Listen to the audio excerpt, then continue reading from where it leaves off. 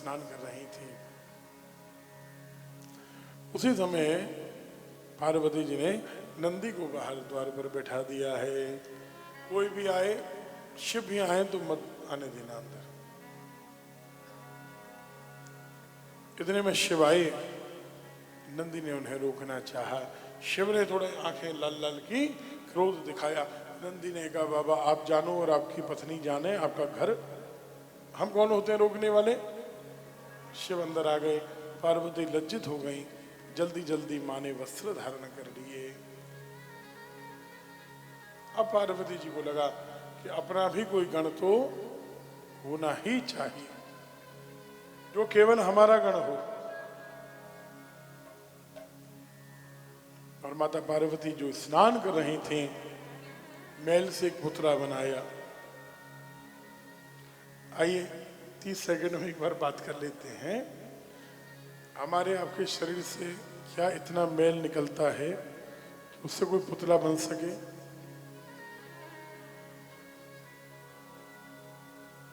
तो पार्वती जी के शरीर से चौबे जी महाराज इतना मैल निकल जाएगा कि पुतला बन जाए?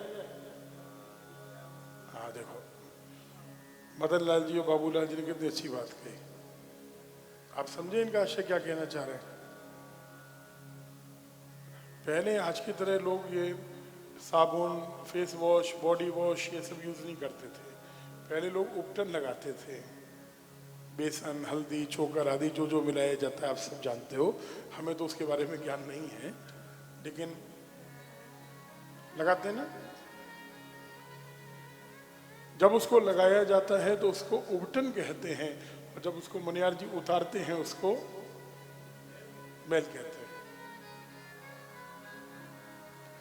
पार्वती जी ने जो पूरे शरीर में उपटन लगाती थी, तो बड़े कटोरे में भर के उपटन चाहिए, जो उतारा तो अच्छा खासा मैल तैयार हो गया था। उसी मैल से माता पार्वती ने एक छोटा सा पुतला बनाया, उसका अभिषेक किया, सिर पर हाथ रखा और आशीर्वाद दिया। देखते ही देखते वो सुंदर बालक के रूप में परिणत हो गया है। गणपति गणेश भगवान की जय। गणपति गणेश भगवान की जय। बालक को देखते देखते बड़ा कर दिया माँ ने अपनी शक्ति से। हाथ में एक लाठी दे दी, पैरी पर बैठ जाओ, कोई भी आए आने मत देना। माँ कोई भी नहीं, बोले कोई भी नहीं। हाथ में लाठी लेकर गणेश जी घर के बाहर बैठे हुए हैं, और इतने में आए भोलेनाथ।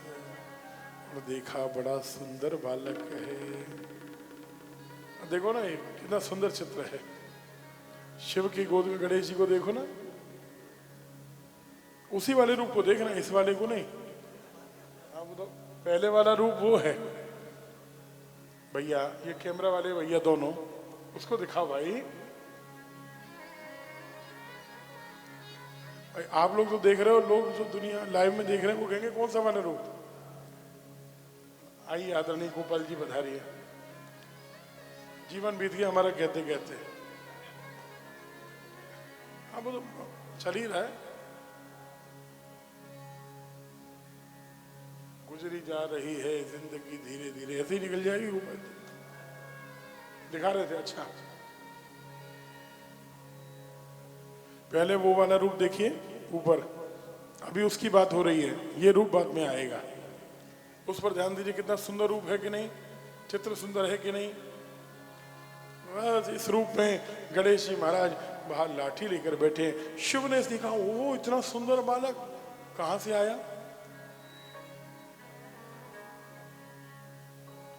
किसके बच्चे हो? माँ का बेटा हूं। अरे सब अपने माँ बाप के बेटे ही होते हैं? नहीं, बाप का नहीं, केवल माँ का बेटा हूं। बेटा बिना पिताजी के आप कैसे आए? गणेश जी ने कहा हमको नहीं पता, हम तो केवल माँ के बेटे हैं, अपने पिता को हम नहीं जानते। हो सकता है किसी गण का बेटा हो, है तो बड़ा सुंदर। कौन है तुम्हारी माँ? मेरी माँ का नाम जगत जननी राज राजेश्वरी पार्वती मैया है। तुम पार्वती के बेटे हो? हाँ। आप कौन हैं? बोले हम पार्वती के पति देव हैं। मतलब तुम पार्वती के बेटे हुए तो हम तुम्हारे पिताजी हैं। अब क्या सोचा भोलेनाथ ने? भोलेनाथ ने सोचा कि कोई गण का बेटा होगा, पार्वती ने इसको अपना बेटा बोल दिया होगा, इसके मन में ये बात बैठ गई होगी कि मेरी माँ तो नारायण जी पार्वती हैं, तो चलो अंदर जाने दो, लाठी को हटाओ। गणेश जी ने लाठी और जोर से अड़ा दी, अंदर नहीं जा सकते, माँ का आदेश नहीं है। शिव जी पकड़ के हटाने लगे। गणेश जी ने कहा लाठी तो हटेगी नहीं, माँ का आदेश है।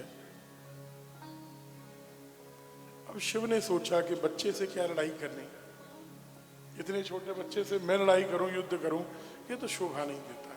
शिव जाकर दूर बैठ गए, चार गण भेज दिए, जाओ जाओ जरा उस बच्चे को पकड़ के हटा दो, वहां से उठा दो। गण आए, समझाने ही लगे, और गणेश जी ने लेके लाठी घुमाना शुरू किया। चारों के सिर फूटे, हाथ पैर टूटे, वो भागे। शिव ने 400 भेजे, वो भी पिटे। 4000 भेजे, वो भी पिटे। और इतने में आ गए ब्रह्मा जी, दाढ़ी मुझ पर हाथ फेराते। क्या बोले बाबा, आप भी छोटे बच्चे से लड़ाई झगड़ा किया जाता है क्या? बुद्धि से काम लो। शिव जी ने कहा ब्रह्मा जी उपदेश कैसे करते हो? आप ही लगा लो अपनी बुद्धि, जो इनके साथ हो रहा है वो आपके साथ भी होगा। प्रधानो ब्रह्मा जी दाढ़ी मुझ पर हाथ फिराते हुए, बेटा मैं ब्रह्मा, थोड़ा मेरी बात ध्यान से सुनना, जरा लाठी को हटाओ। तुम अपने स्वरूप को नहीं जानते, तुम शिव को नहीं जानते, गणों से युद्ध नहीं करना चाहिए। गणेश जी ने, ब्रह्मा जी ने यहाँ यही लिखा है कि वो बच्चा तो पीटा मुझे, लाठी उठा के पीटा, मेरी दाढ़ी और मूछ पकड़ के लटक गया, तो आधी दाढ़ी मूछ तो यहाँ रह गई, आधी उसकी हाथ में आ गई, और मैं दौड़ा। ब्रह्मा जी ने कहा कि भोलेनाथ सालों की मेहनत से दाढ़ी बढ़ी थी, सब बिगड़ गई, अब तो दोबारा बढ़ानी पड़ेगी, अब इस बच्चे को छोड़ना नहीं, हम कहते हैं। बाबा ने कहा ब्रह्मा जी बैठो, दो बुद्धि का उपयोग करना चाहिए ना प्रभु, ऐसे बच्चे के साथ नहीं हो सकता है, काट दो इसका सिर। शिव युद्ध करने के लिए गए। शिव पुराण क्या कहती है, आहा, गणेश जी के हाथ में केवल लाठी है, शिव के हाथ में त्रिशूल है। गणेश जी ने शिव को परास्त कर दिया, शिव हार गए युद्ध में। अभी अभी पैदा हुआ बच्चा, एक बच्चे ने मुझे हरा दिया। इतने में आ गए नारायण युद्ध करने के लिए गए, तो गणेश जी ने लाठी से नारायण को भी परास्त कर दिया। तब शिव ने नारायण से कहा कि नारायण, ये बच्चा कोई साधारण बालक नहीं है, ये मत सोचो कि किसी बच्चे से लड़ाई कर रहे हो, ये समझ लो ये पार्वती की, देवी की शक्ति से प्रकट हुआ है बच्चा, ये शक्ति रूपा ही है, शक्ति रूप ही है। जितनी शक्ति में शक्ति है उतनी ही शक्ति इसमें है, जितनी शक्ति भगवती दुर्गा में है उतनी ही शक्ति इस बच्चे के अंदर भी है। इसे बल से नहीं मारा जा सकता, इसे छल से मारा जा सकता है। तुम सामने से जाकर इस बच्चे से युद्ध करो और मैं पीछे से जाकर इसका सिर काट दूंगा। नारायण ने बच्चे को, गणेश जी को युद्ध में लगाया और युद्ध करने लगे, और पीछे से जाकर भगवान शंकर ने त्रिशूल से उसका मस्तक काट दिया। रक्त की धारा बह निकली। तुरंत अंदर जैसी सूचना मिली, पार्वती जी जोर जोर से रोने लगी। मेरे बच्चे को इस प्रकार सबने मिलकर मारा है, छल से मारा है। मेरे बच्चे को जितना संभव नहीं था तो छल से मारा गया है। लेकिन करें क्या, मारने वाले भी तो पतिदेव है ना, बदला लें तो किससे लें। लेकिन समस्या ये हो गई मनियार जी, बात यही की निबट जाती, लेकिन आ गए नारद जी। नारायण नारायण नारायण नारायण। देवी कैसे रो रही हो? देवी ने कहा मेरे पुत्र की मृत्यु हुई। पुत्र कहाँ से आया? देवी ने सारी कथा सुनाई। किसने मारा? बोले उन्होंने मारा। आपके पुत्र को हरा दिया। अरे कैसे हराया? छल से सिर काटा। ओ बहुत गलत हुआ, बहुत गलत हुआ। आप चुप कैसे बैठी हो? तो क्या करूं? पति से लड़ाई करो? अरे नारद जी सोच के बोला करो। भगवान शंकर से, भोलेनाथ से, अपने पति से मैं युद्ध करूंगी? नारद जी ने कहा कैसे मारा है, कितनी क्रूरता से बच्चे को मारा। सिर काट दिया। उसका सिर तो जाके देखो तो, धड़ पड़ा हुआ है। आप धर्म की सोचती हो, बच्चे को मारा गया ये नहीं सोचा आपने? अगर आपकी जगह हम होते, देवी जी को आवेश आ गया, क्या करते? हमें सामर्थ्य नहीं ना। नहीं बताओ मेरी जगह होते तो क्या करते? प्रलय कर देते, हम प्रलय कर देते।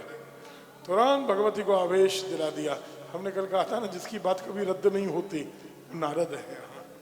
कहीं नहीं कटेगी बात। जिसको जैसे समझाया नारद जी ने वो मान गया। तुरंत भगवती ने प्रलय की ज्येष्ठाएं प्रकट कर दी। महाराज प्रलय जैसा दृश्य उपस्थित होने लगा। भगवती ने अपने शरीर से 10 महाविद्याओं को प्रकट किया है, जो गणों को पकड़ पकड़ कर मुख में डाल ले रही हैं। छिन्नमस्ता, तारा, बगुलामुखी, भैरवी आदि शक्तियां प्रकट हो रही हैं। विनाश प्रारंभ हो गया गणों का। ब्रह्मा विष्णु महेश स्तुति करने लगे। शिव ने कहा नारायण, शक्ति से बचना संभव नहीं है, संभव नहीं है। किसी प्रकार इन्हें रोकना होगा, अन्यथा प्रलय होकर ही रहेगी। सबने कहा कि भगवती आप कैसे शांत होंगी? बोले मेरा पुत्र जीवित हो जाए। बोले सिर तो काटा गया। बोले कोई बात नहीं, किसी प्रकार किसी भी प्राणी का सिर इसके सिर पर जोड़कर जीवित करो, अन्यथा प्रलय तो होनी निश्चित ही है। भगवान शंकर ने गणों को उत्तर दिशा में भेजा है। सबसे पहले जो प्राणी मिले उसका सिर काट कर लाओ। हाथी मिला, अपनी हथनी के परिवार के साथ सोता, उसका सिर काट कर ले आए। और उस सिर को जैसे ही गणेश जी के सिर पर लगाया गया और भगवान ब्रह्मा विष्णु महेश ने वेद मंत्र पढ़ते हुए अभिषेक किया और उसके सिर पर हाथ रखा, वो बालक पुनः जीवित हो गए। गजानन गणपति भगवान की जय। गजानन गणपति भगवान की जय। गजानन गणपति भगवान की जय। तब ये रूप प्रकट हुआ। कौन सा? ये वाला रूप, नीचे वाला जो आप दर्शन कर रहे हैं, सूंड वाला हाथी कौन है? ये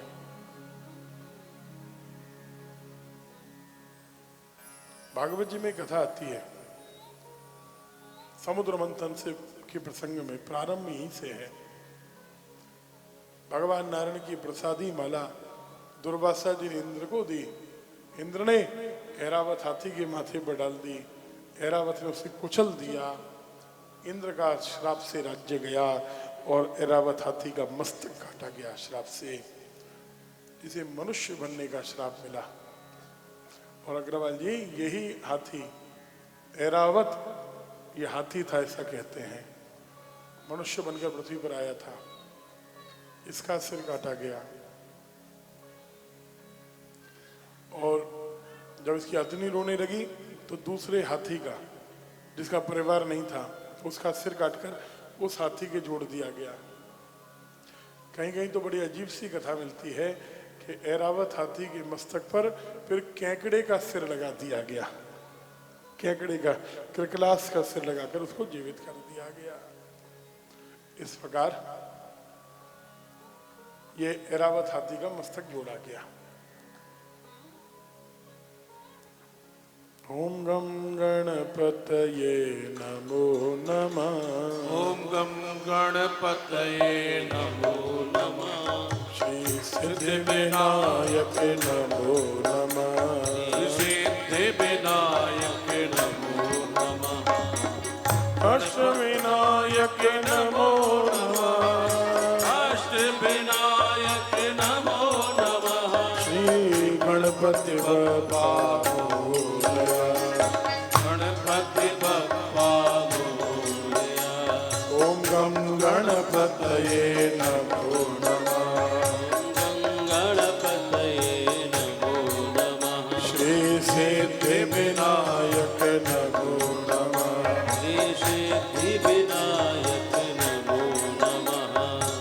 अष्ट विनायक नमो नमः।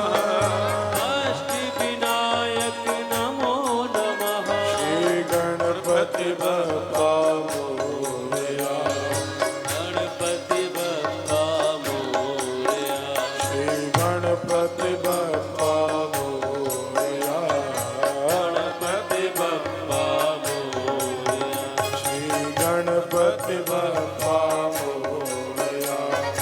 गणपति बप्पा मोरया। महाराष्ट्र वालों को ये कीर्तन क्या सुनाना, आप तो हर साल गाते हो। पूरी दुनिया को ये कीर्तन तो आपने ही दिया है। गणपति भगवान की जय।